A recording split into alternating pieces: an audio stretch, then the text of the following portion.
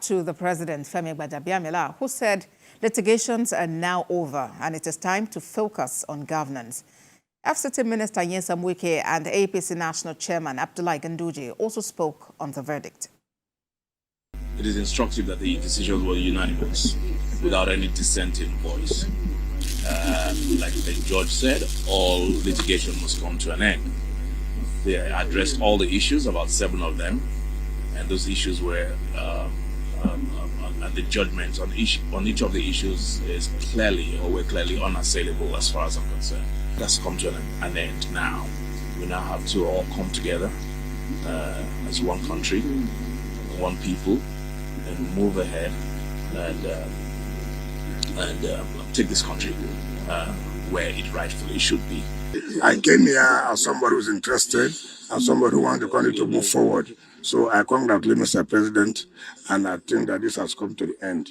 No more speculation. That's why Mr. President can focus and do what he's supposed to do for Nigerians. Pertaining to acceptance of this verdict, I urge our colleagues, politicians, to accept it in good faith.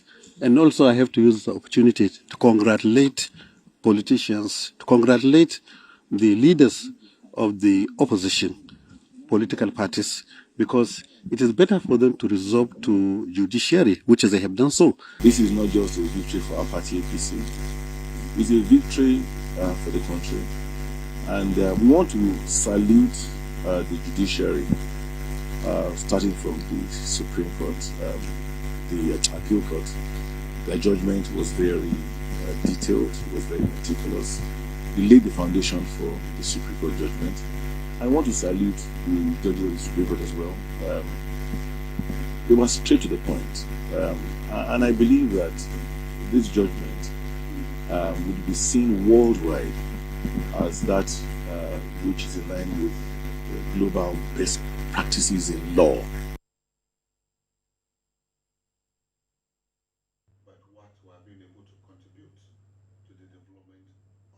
The Nasarawa state government has congratulated President Bola Tinubu following the affirmation of his victory by the Supreme Court of Nigeria. Speaking in an exclusive interview with TVC News, the state's deputy governor, who spoke on behalf of the government, described the verdict as a victory for democracy. I'm quite excited and delighted because this is a victory for democracy. And it's very obvious that the APC, His Excellency Asiwaju Bola Tinubu, won these elections squarely. And all the Supreme Court have done is affirm his victory. And we're happy that that has happened. And we're also quite delighted as we speak. My governor, my principal, is presently in the villa, joining the others in celebrating this victory that is well deserved. Despite the ruling by the highest court in the land, the People's Democratic Party is saying the Supreme Court verdict affirming President Bola Tinubu's victory in the February 2023 presidential election is disappointing and thrashed the expectations of Nigerians. Atiku Abubakar of the PDP and Labour Party's Peter Obi had appealed the verdict of the Presidential Election Petitions Court, which upheld Mr. Tinubu's win. However, the Apex Court earlier today dismissed their appeals, saying they lacked merit. Now let's bring you the details of the judgment of the Supreme Court earlier today, as captured in this report by TVC News' Celestine Irea. There must be an end to litigation, and this is the end for the appeal filed by Labour Party and its presidential candidate, as well as the PDP and its presidential candidate, as the Supreme Court is the final arbiter.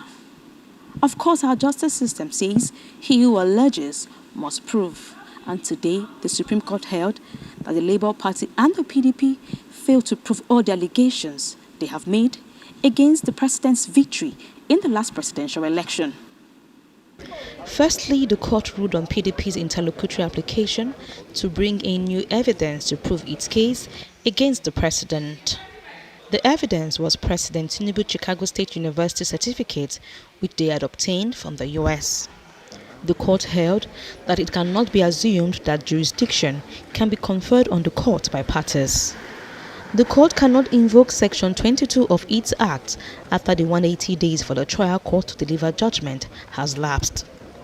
A petitioner cannot amend its petition after the 21 days allocated for filing petition has lapsed in line with Section 134 subsection 7 of the Electoral Act. The court subsequently declined jurisdiction and dismissed the application. In the main appeal, the court held that a petition seeking to nullify an election on grounds of non-compliance must establish it. The appellant abandoned their duty to prove non-compliance. They relied solely on INEC non-transmission of election results real time. The failure of IREV does not stop the collation of results. The unavailability of election results on IREV cannot be a ground for which an election can be nullified. On the issue of 25% of votes in the FCT, the court held that there is nothing wrong with the Court of Appeal's decision on this issue. On the PDP's allegation that the president did not win 22 out of the 36 states, the court held that they failed to produce alternative results. The Supreme Court adopted the position held in the appeal filed by the PDP in the appeal filed by the Labour Party. Both appeals were dismissed for lacking in merit. Celestina Iria, TVC News, Abuja.